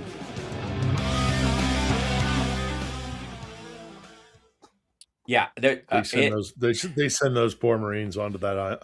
Actually, what I'm really literally hoping for, and I've been hearing from some of my contacts in the military, and the people who I do follow closely, who are former military, whether that is obviously Malcolm, but bless you, good Lord, several others, but. They're hoping that the higher ups, that there's an officer corps that's going to say no way, no way, we're not putting 2,500 men. All they will be is targets. Mm-hmm. That's all they're going to be, and it's not going to be targetry like they're going to throw a bunch of missiles at them or a bunch of artillery pieces. Drones are just a completely different beast, and they don't know what they're God help those Marines if they go there. Right. God help them. Yeah. I mean, there's so much to this, but yeah, absolutely. Yeah. And they're also talking about the other side of the Strait of Hormuz. The bless you, Johnny Million. There's an issue too that this might be a head fake towards that we're going to take Karg Island, and when they really roll into the other side of the Strait of Hormuz, the naval areas there, that it's a much bigger push. Yeah, I've heard that idea. I've heard that concept, and look, if Stand by, coming back. You don't know the 82nd or the 101st, which is what you. This is Damian Perdue of Think Theory Radio. Saturdays at 6 p.m. You're listening to Hal Sparks' radio program, Mega Worldwide. Welcome back to the show. There is a I want to run through a couple of these elements that have happened as Johnny Million gets the cat dander out of his face, which it happens. I don't know what the heck. The struggle is real. So here's just a little bit. I get it's kind of it's one of the first warm days where grass is woken up. Mm-hmm. That might be it. Spring is here. You're our Punxsutawney Phil. So of the show, your sneezing is the Punxsutawney Phil of the show. So the Ukrainians claimed now hold the entire city of Kupiansk, which is the Russians have been trying to take and will not admit it, but the Ukrainians have it. The Russians, they did this massive push to try and take at least a portion of it, if not the whole thing, and lost horribly. And now the Ukrainians have total control of Kupiansk. Again, so many of these things are war enders in the past. Are where where public sentiment at home turns on you, where it's a huge embarrassment for the state, and and many of the things that in the United States, for example, similar things like this turned the tide of the Vietnam War publicly, even if it took a long time because of the Kissingerization of our policy to get us out of there. But the shooting down of that helicopter, the number of dead and wounded is all of these things should be the turning point, and yet they are not. And this, the why we've talked about in a lot of ways is because he just boxed himself in. Putin has boxed himself in, and there is just no way out but through. But they can't get through, and they're going to continue to bang their head against this wall until they run out of human beings, or somebody offs him and that's tired of it and wants to join the oil trade before it's gone. Okay, so Moscow's property market in the last year has collapsed 51%. year over year. Just that. Just like imagine the housing market in your country going down by 50% year over year. Partly because they got foreclosures too, and they happen because a lot of these soldiers were sent off to war, conscripted essentially, and the government isn't paying their bills if they don't come back. And if they desert or run off or are killed or whatever, the Russians will pretend they can't account for them. They're MIA instead of KIA, so they don't have to do the payout, which would help the person keep their house. And so it's just a bunch of foreclosures and dead end housing. That's where they are right now. The Belgorod governor admits that admitted to public outrage as the internet shut down on the regular because the Russians are doing this on purpose. They're doing it to their own people because they don't trust anybody. They've entered that paranoid phase. And now the Russians are now telling the people they're on on Channel 1 or whatever it is, 60 Minutes and all that, their version of their state media, that in the same way that Trump is telling everybody that high gas prices are the price for freedom, is telling people that losing the internet and access to the internet during really curious blackouts, which are mostly about when the helicopter went down, mostly for a period of time, and nobody's going to go backtrack 3 days into their doom scrolling of social mania, even inside the country, that they're hoping that people just don't do it. France seized a Shadow Fleet tanker. That's and so I don't know where that oil goes in terms of sanctions and the like. The Western Western Air Defense Systems spent millions to intercept drones that cost only thousands, a reality Ukrainians have been dealing with for years. Inside Russia, even state media narratives are starting to fracture, with discussions emerging that directly contradict the Kremlin's longstanding propaganda. So the Z bloggers are freaking out, is the point. Like the people that they have been using, like they used Benny Johnson and the tenant media scam in the United States to sell this war because nobody trusts state media. Like, well, you can't trust state media, but you can trust these bloggers that are telling you the exact same thing that state media is telling you, and that they're getting direct messages. We had Benny Johnson clips this week where he's talking about he was on the phone with J.D. Vance the day before. He was in the White House, 2 days before that. They were talking directly to them. They get marching orders directly and still claim to be this like outside the mainstream, instead of the idea that they are guzzling the talking points from the White House. The same thing is happening with the bloggers in Russia. It's like an army of Baghdad Bobs. Yeah. Yeah, well, that's where we are now. It's just it's stunning. So the other thing is that there's this belief that the war in Iran helps Putin as a distraction of the West, and somehow like a move towards easing sanctions because of oil and all this, that this might be the road out as far as funding the war. But they're so backlogged that on the money that they've spent, that oil money is just going to throw good money after bad in the war effort. It's not going to go shore up the failing housing market or the welfare system there, or the money that's supposed to go to soldiers' families that don't return from the front. So again, they might as well get the money from the oil that was sanctioned and set fire to it. Yeah. I mean, it's they're all in on the war. So any money that we allow them to gain from lifting the sanctions are dead Ukrainians. Right. You can do the arithmetic if you really wanted to be grim and morbid about it.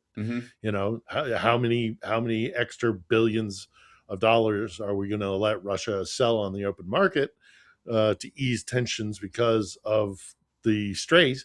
And how many weapons is that going to buy the Russians? And then how many Ukrainians are going to die because we are letting them sell that oil? It's on us. It's on that is a decision we are making to fund a war and help kill Ukrainians, so that our situation in a foolish war that we started for no good reason, without forethought, means dead Ukrainians. So It's just the whole thing is disgusting. We're getting a little bit of breaking news. I would say quite a bit of breaking news that Robert Mueller has passed away at the age of 81. He died on Friday.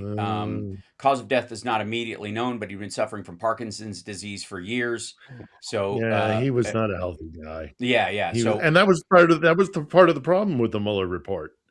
Was the fact that he was not as sharp as he used to be, and everybody who worked with him on the Mueller report was like, oof, we kind of pulling the boss out of retirement. He really should be off with his grandkids, but we got to have him, because he was at one point one of the top, prosecutors, investigators in the USA. So that's sad news. It's not unexpected, but it's sad news. And then, you think of his family and all the rest of it. Exactly. Yeah. So, but a major thing in terms of, at a bad time for Trump in some ways, in that it will remind everybody of Barr's lies about what was in the report, of the, what it does for Mueller, she wrote on Social Mania, on Blue Sky, and other way, like if she ends up renaming her channel now that he has passed, or perhaps keeps it in honor of him. And we shall see. But a sad thing, I do think it will revisit people's conversations about what was really in the Mueller report, and it won't stop Democrats and others from in this situation like this. It is not like, oh dear, he died with all the secrets in his head, which is I think what the Trump world will hope. But because it was one of the skills he did have was coordinating and running this thing. A lot of these guys aren't the guys who grind on it. The special prosecutor and some of these special counsel in this particular situation aren't the guys who sit back and mastermind the entire thing. They coordinate all the other groups and create a mastermind organization. So everybody who worked on it may even be more aware. And so this might be an opportunity where people will pay attention to the work that he did do that was really good, what he was limited in his work to do by Bill Barr, specifically not letting him where he was obstructed. That's right. And maybe start talking to the people that were on the team under him who handled each of these areas, that they will rise in prominence, and people will start recognizing that the people that were assigned to certain parts of the investigation start becoming more well-known, one would hope. So we got to take another break in a second. We're going to come back with some questions for you from our chat room, Phil, and because I didn't get to talk to you on Wednesday, we're doing a little bit of catch up. But it is the Hal Sparks radio program, Mega Worldwide on WCPT Radio, and we'll be back right after this. Ish, I think, maybe sooner or later, timing being what it is. The fact that he uses the Mueller report, I'm totally exonerated. No, that's not what it says, buddy. Yeah. Trump has never been fully exonerated of anything. We'll be back. Anything. Because he's guilty. Mm-hmm.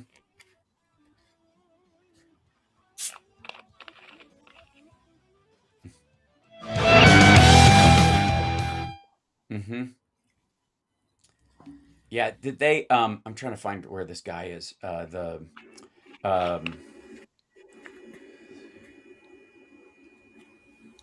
Where is he?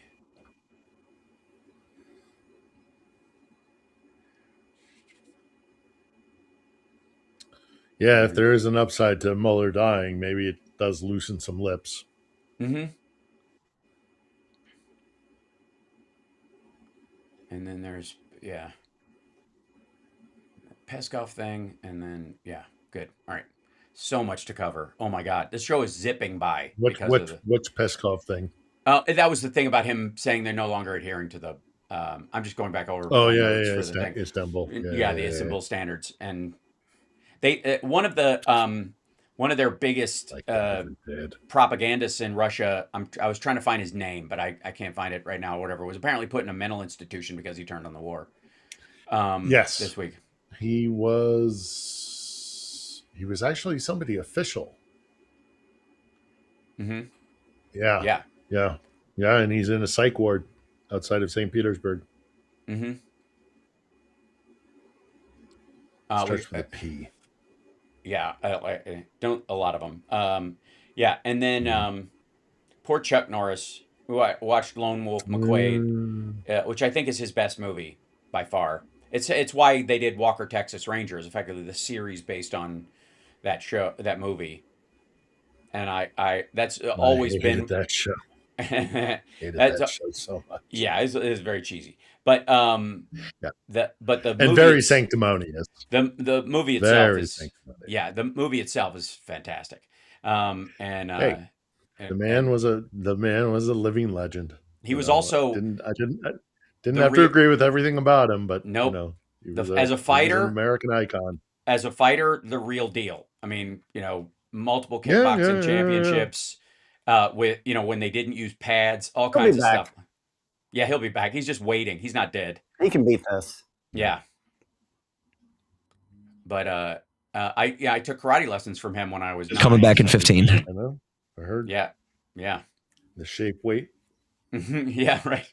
Well, yeah, right. No, he was when my teacher used to do this thing where you would stand in your horse stance and he would come up and step on your legs.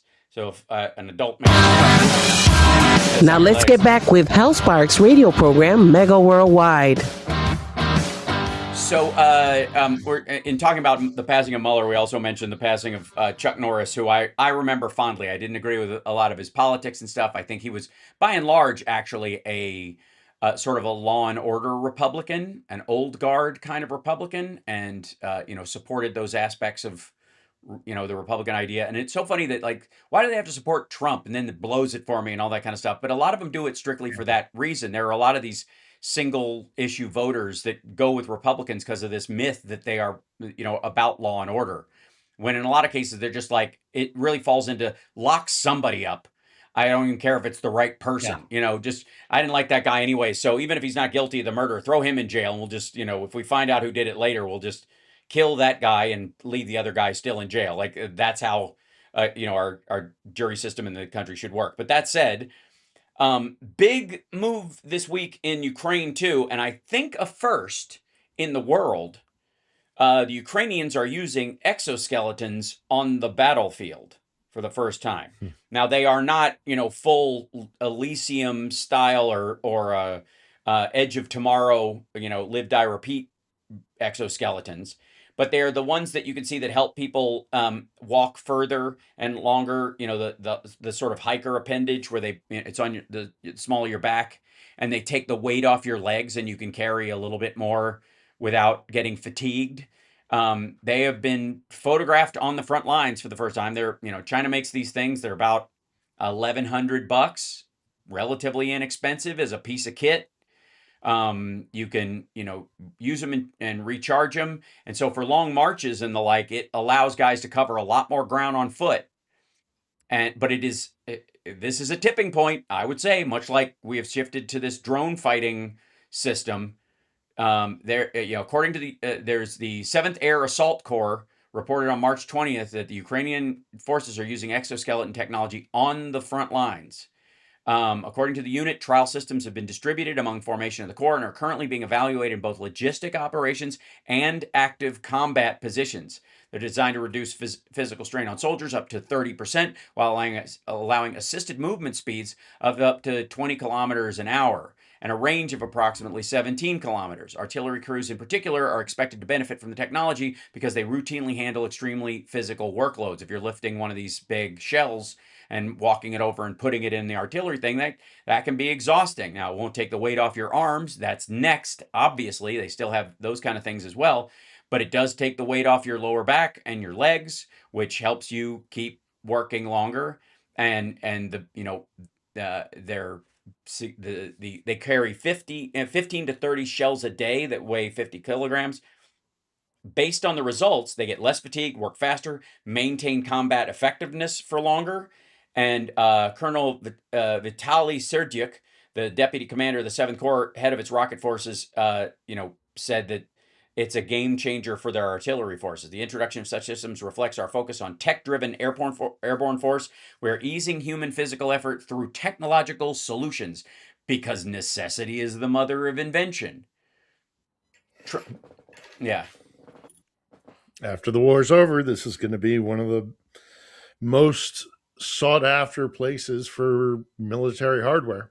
Mm-hmm. They're going to make their military industrial complex is leaps and bounds above Right. so many others. So Well, they'll there's be so fine many. once the war stops. I talk about this on Friday Eye with our good friend Rob Glenn, who is an engineer, and there are so many elements of things that are just good enough, and there's so many consumer technologies that there could have been an entire episode or like feature film in the James Bond theory series in the 70s and 80s about acquiring like this leg exoskeleton part, which is now kind of an understood perfunctory piece of gear you can buy for $1,100.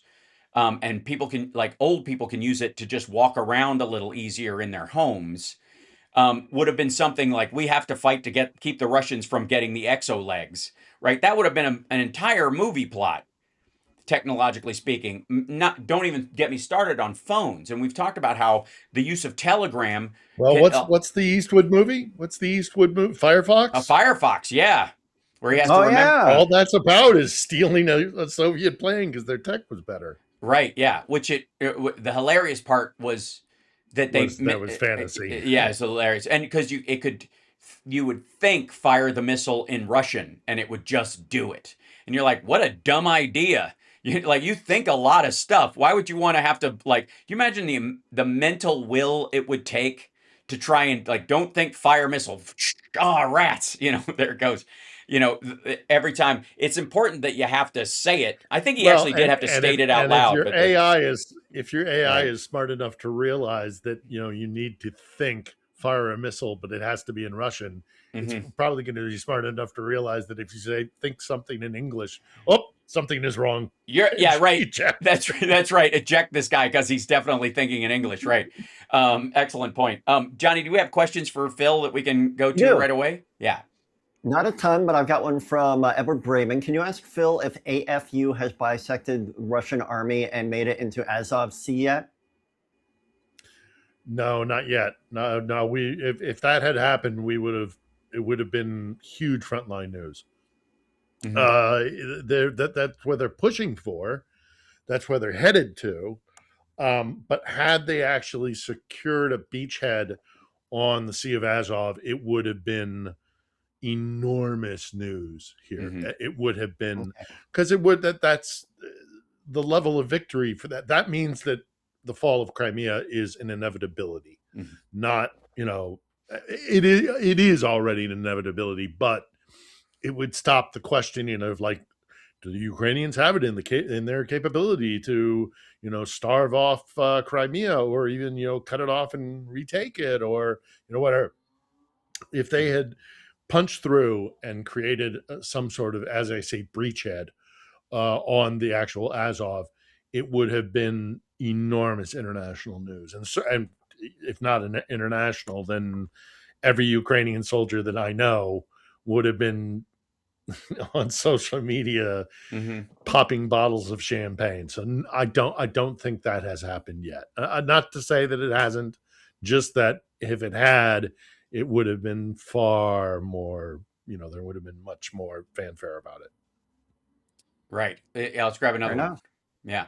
All right. This is the last one. Come on, chat. This is from Chris Doug. Ask Phil about the current weather and ground conditions in Ukraine now that spring is here. It's better.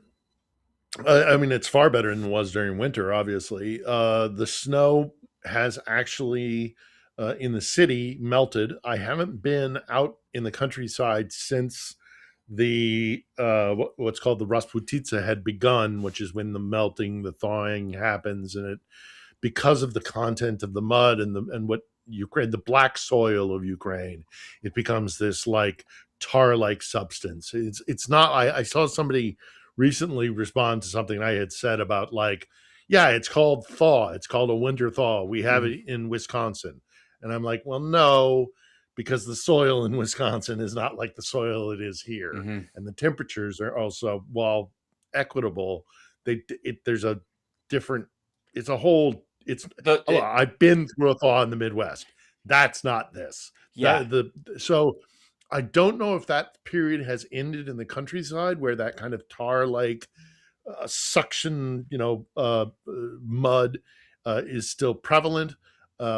Even if it is, I'm betting it'll be another 2 weeks before that process is over and we're into we're into proper spring and then summer, and there'll be more fighting and a lot more stuff on the front lines. The Russians have treated this like spring has broken, and they have pushed a much faster group of people. They're doing a bigger meat wave because they figure this is now the time to go. That tar that you're talking about, there's a difference in, and I think I can explain it to people, in that there's when your tires get stuck in the mud in the U.S., it basically grinds down until you can either get something underneath it or it hits a piece of ground that's hard enough where it can pull out of the mud. The tarish like nature of the soil in eastern Ukraine gums up the treads of tanks and tires in a way that sticks to it and sticks to the undercarriage of the truck and physically sucks it in. It pulls it in. Yeah, it's closer to like quicksand. It's the black soil. It's why Ukraine is such a great place for agribusiness. It's why they're the breadbasket of Europe, the breadbasket of huge sections of the world. It's because they have this very high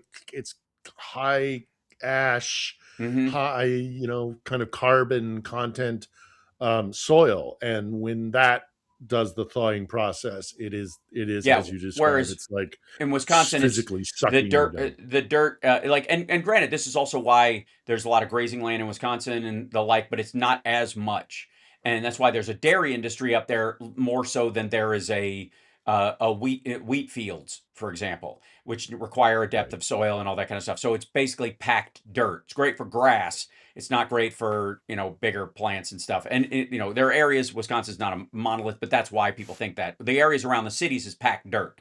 It's dust. It's packed down dust over long periods of time. That's what makes up the dirt around the city areas.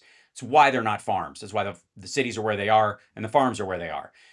One of the other things too is that because the Russians have taken this as like we're in go mode, the Russians have suffered the largest loss of life in the last 72 hours than they have since 2022. And if the numbers keep, which there's no reason to believe they aren't, Zelensky said this week when they were asked about arms, he goes, "We have enough to make it through. We're not going to, because of our European partners and because of our own production, we're going to keep at the number that we have, and we have an overage that will protect us." Obviously more would be better, but they're not suffering in this situation the way the Russians are, for example. And the number of dead was 1,500 in the 200, 300, 400 category in their strategic rush, daily. 1,500. A lot of times it would be 12, 1,100, but there were 3 days in particular where they ended up with close to 4,000 dead.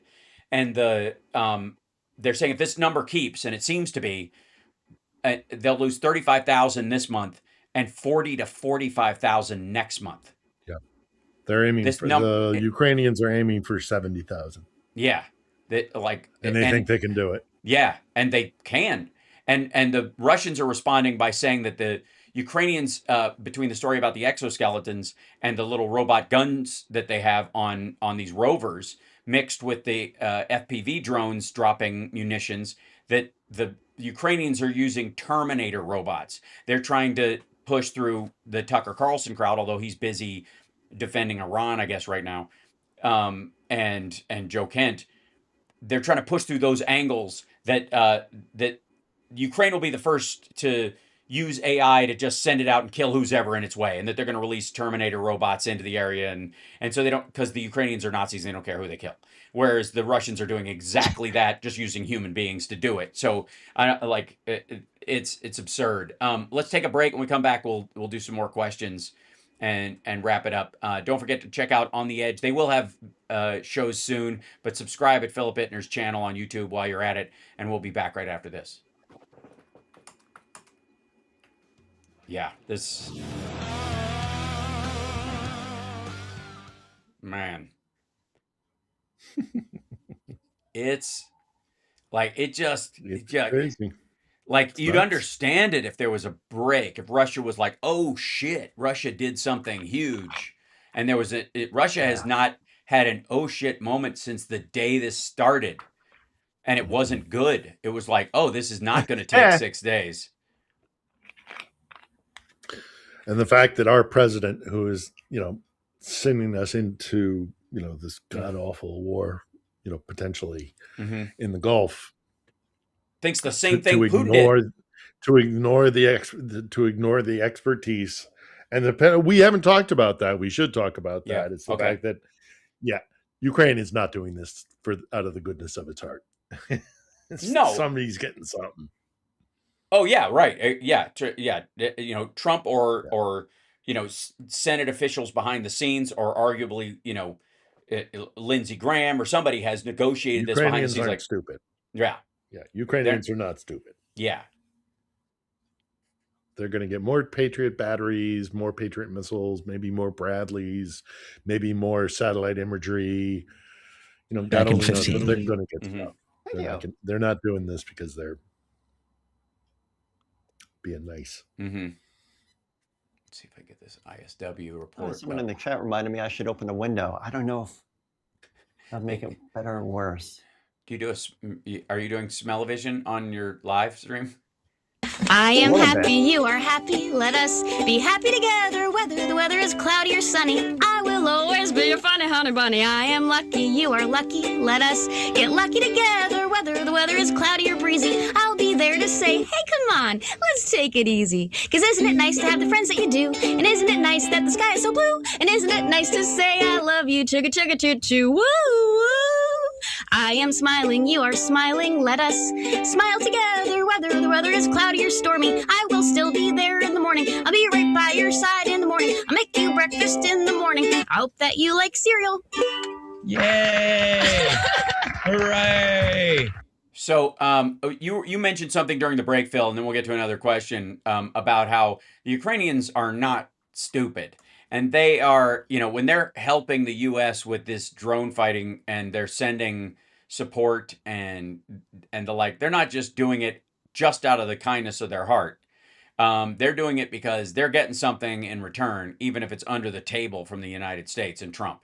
Yeah. There's no way they would do this just out of the goodness of their heart. I mean, they're very thankful for all the support and the aid that the United States has given them, but they also recall that they have been, attacked and called, risk. You don't have the cards. You remember all of that, and exactly when Zelensky had the most cards, right?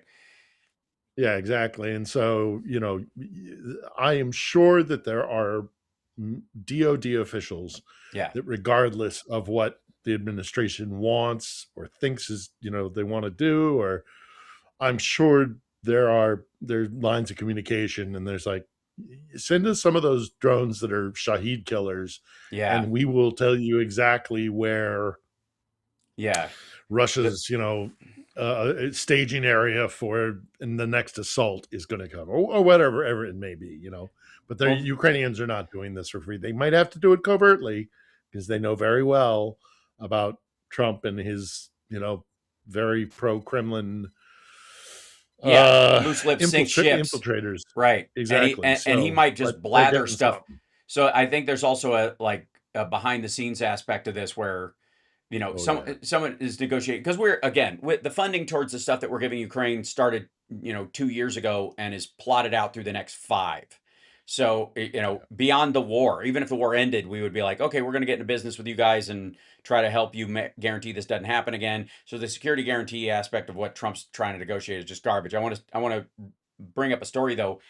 Politico, citing 2 sources familiar with the matter, stated on March 20th that the Russian Direct Investment Fund, RDIF CEO, and key Kremlin negotiator Kirill Dmitriev proposed during his March 11th meeting in Miami with former senior official to the U.S. President, current advisor, Jared Kushner, and Steve Witkoff, that Russia would stop sharing intelligence with Iran if the United States also stopped sharing intelligence with Ukraine. The sources reported the U.S. delegation rejected the proposal. Politico stated that another source reported that Russia has made various proposals about Iran to the United States, including a proposal that Iran moved its enriched uranium to Russia, but the United States has rejected all those proposals. Because the idea is they'd have to stop bombing so the Russians could roll in with trucks and take stuff out of there, and they also have to trust that the Russians wouldn't just hold it until Iran needs it again. It's goofy. Like, of course they said no, so that's why stuff is stalled. And I think that the reality that is borne out in this is that we're not. We don't believe we need Russia's help. We also don't think that there's a practical nature of this. Like, how do they implement this? Like, they can give Iran all the intel they want. The whole purpose of the Russian or the American bombing raids in Iran are to remove the ability for them to strike in the first place. So why would the intel matter in that situation? Unless you're going to you want to give us a negotiating point, tell us where they park their stuff so we can destroy it so they can't hit our guys, then maybe we'll play ball. I bet that happened. That seems to be a negotiating point. But the idea that, like, we'll stop telling them where your stuff is like, well, we're hiding where our stuff is anyways. And if you're not going to get any, that's a direct attack on the United States. If you want to say that's what you're doing, the idea that they're giving that intel in the first place is insane. That should be enough. Right, should be enough. That should be enough for us to be punishing Russia, not letting them sell more oil. Exactly. It's stupid. And arguably we are. I think that's partly why we would give more stuff to Ukraine under the table, because we found out they're doing this. The idea that Trump's team would cut a deal with Russia is so overtly proof that he has a more friendly attitude towards Russia and he's Russia first in most of these circumstances, even over U.S. interests, is clear. So let's grab some more questions if we have them, Johnny. Yeah, I got a couple more here. Oh, Ed Brayman asks again, can you ask Philip if Russian losses exceed recruiting now?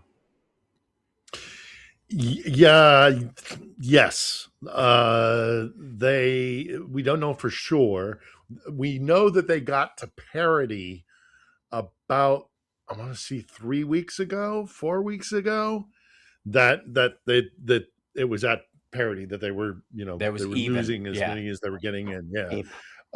So by now, my bet would be probably, but I haven't seen anything distinctive. I've heard claims that the Ukrainians have made, but I've had nothing further than that. And they're Ukrainians are combatants, so of course they're going to try and spin things as best they can. But yeah, we do know from, I think it was the Institute for the Study of War that came out with a thing that said about 4 weeks ago that they had reached parity, and that they would have to be, their assessment was that they would have to, or maybe it was Foreign Affairs, that they would have to have another mobilization, which brings us back to why all these strange new security crackdowns in Moscow and silencing the phones and more people, more guards on the street. If there was a mass mobilization, and it would have to include Western European Russians, Petersburg, Moscow, Ekaterinburg, even, that you might want to start practicing, maneuvers like that, to try and shut people up or whatever, because you're going to have to start just grabbing kids off the street, which I know is an allegation that happens here, but it's different. It's if Russia were to go down that road, there would be no question as to whether or not this was their modus operandi, that there was that this was their official policy. There's been some debate about Ukraine grabbing kids off the street, and it has happened. You're supposed to keep your papers up to date. You're supposed to do, there's all sorts of stuff, and there have been mismanagement and abuses of power. But if we saw this in Russia, it would be unmistakable, just grab people of fighting age and off we go. Right. So maybe that's why they're starting to practice these kinds of things in Moscow and St. Petersburg about how to silence people and round them up, that sort of thing. I don't know. We'll see. Yeah. Donald Trump responded to Robert Mueller dying by saying, "Robert Mueller just died. Good. I'm glad he's dead. He can no longer hurt innocent people." President Donald J. Trump. Just grotesque. Just like, and again, no one is surprised by this, but you kind of are, still like that. And I think this is more of an example. The dude put in how many decades putting real hardened criminals and people who are a threat to our nation behind bars. He was also assigned to do a job. If that's true. Yes, and it is. Yeah, right. Yeah, he is also. We're sure it was the White House or Trump's official. Yep, it's from his Truth Sinkhole site. Yeah. Boy, it's just. One of the other, yeah. Well, we'll talk about that. Are there any other questions, Johnny? Yeah. We'll get down a rabbit hole. Got one. Can you ask Phil? This is from Fred Bear. Can you ask Phil about any news about increase in Ukraine's air power, like more jets? They're getting the dang it, Grinnell, the Grisel. It's a Scandinavian fighter, and that's a big deal. They continue to get traditional fighters. F-16s are still coming in, but no, I have not seen any significant. Let's see, I gotta find this out. It's going to drive me nuts.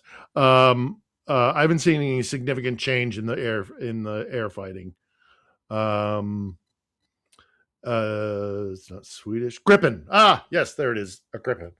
JAS 39 Gripen. And these are really innovative multi-role planes that Sweden has developed that can use very short runways and have multi-role stuff. So they're coming. But I haven't heard anything about a significant advantage on either side when it comes to the air wars. So nobody controls the air in huge parts of Ukraine and along the front lines, which to me is astounding that we're going into 5 years. Nobody has air dominance. In the bunkers. And the idea that the Russians just should is amazing. I mean, like like the assumption from the very beginning, right? And the same with their military doctrine. Their military doctrine is so different than ours. That's right. They just rely artillery and men. It's really all it is for them. Yeah, rough. Incredible. More questions, Johnny, or? Yeah, I got one more here. Will Phil? This is from Tim Farrell. Will Phil pull a Klinger and stay in Ukraine after the war? No, I'm heading no. Yeah, I'm going to the lake. I think that's wise. I think I'm going to get you a pillow that's embroidered for your rec room where you can wait out the end times in a bunker that says I sat through all 5/6 years / whatever it is of the Ukraine war, and all I got was this lousy pillow from Hal Sparks. But we're at the end of the show. I want to remind everybody, follow Philip Ittner's channel on YouTube, if you could, because they'll be doing shows as soon as they can. The electrical problems there obviously make it hard for them to do episodes.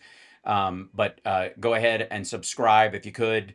Help them get their numbers up so the word gets out. For the shows that are already there that still tell the story of what the Ukrainians are going through, that's important. All the videos that he's made are still as relevant as they've ever been. And so if you haven't seen them, you should. And then Johnny Million is live streaming right after the show. We'll see you next time. It's Hal Sparks radio program, Mega Worldwide. I'm live streaming every day except Sunday. So yeah, follow me on that one. So infotainmentwars.com will help you subscribe to the YouTube channel. We'll see you next week.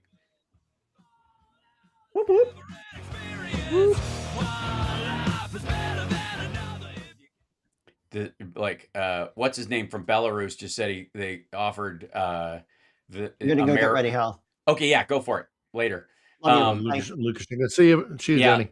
Lukashenko. Thanks, thank you. Lukashenko offered the America like the opportunity to buy a $3 billion potash mine in Belarus as one of the deals that he sees working out with Trump. It's such garbage. Whole thing is. Yeah, it's just basically Belarus is afraid at some point they're going to lose their financial support from Russia, and they're basically selling off parts of the country for parts. It's so weird. Anyways, I'll let you go as well. Be safe. Take care, and I'll see you soon. Talk to you on Wednesday. Yes, that'd be great. All right, cheers.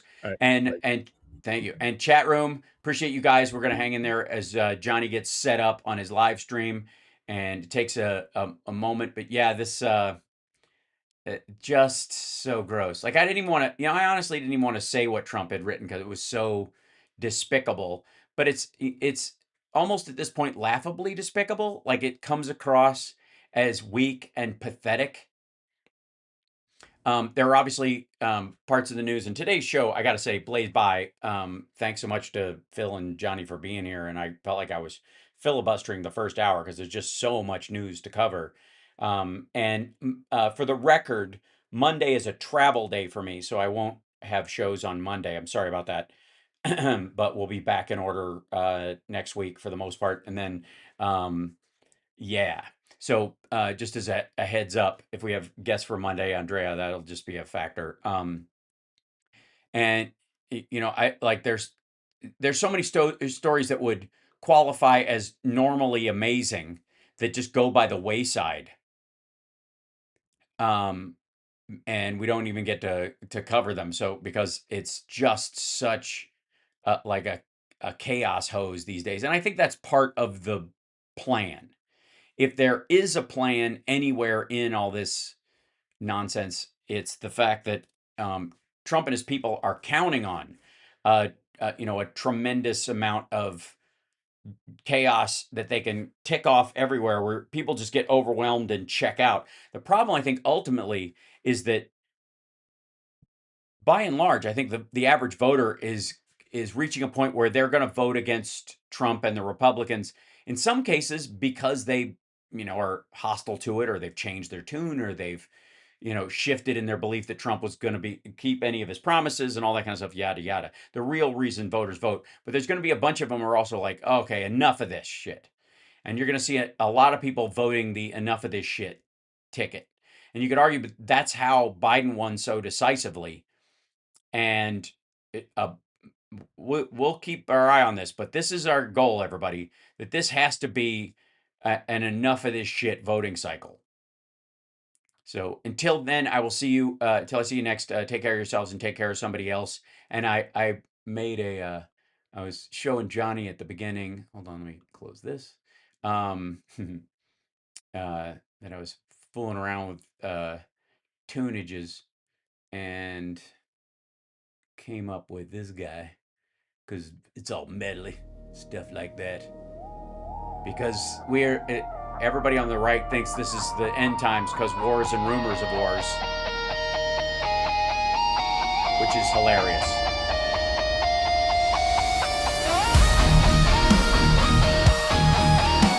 See you soon.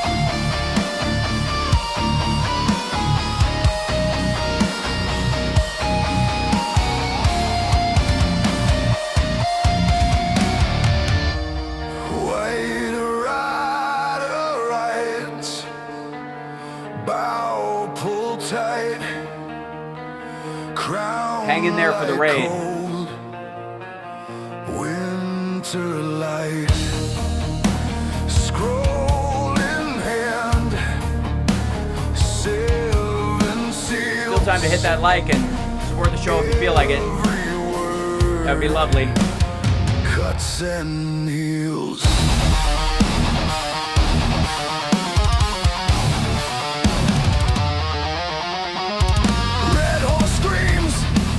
Like drums, sword raised high, kingdoms come, peace unstitched by a single roar. I hear thunder at my door. Wars and rumors of wars, spoken like a curse in the dark. Every headline, every scar is another cracked heart in the ark. Wars and rumors of wars.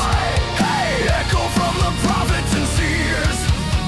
When the Lamb breaks the seal, all the old world shakes with our fears.